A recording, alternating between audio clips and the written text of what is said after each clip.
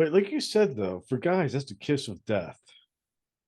Well, We hear that word friends, we're like, but here's what you say, here's the answer to that. See, everybody, what happens is women throw that out. This is a little trick for your listeners. This is a line to memorize. So when somebody, it happens to women too. Oh, I see you as friends. What you say is, that's great, because the basis of any relationship is friendship. And I'm happy that we're at that place. And you don't let them knock you off your pedestal, off your power. Because basically what that's doing is trying to emasculate you or defeminize you and say, I don't see you as sexual. And you hold your ground and you say, I think that's great that you want to be friends. And they're going to be shocked and reconsider you because you haven't fallen down, that they haven't put you in this category you don't want to be in.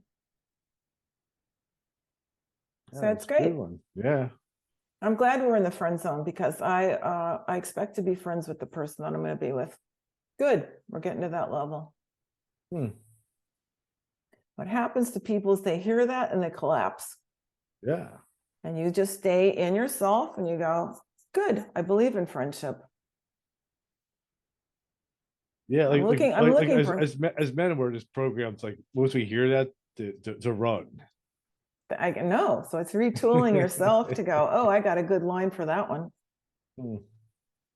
Because basically it's women cutting the guy's balls off in that moment. I don't mean that they're doing it intentionally. They're just saying no. And you go, okay, but I think it's a good sign. Because that's what I'm looking for, if that's what you're looking for. I had a guy say that to me once.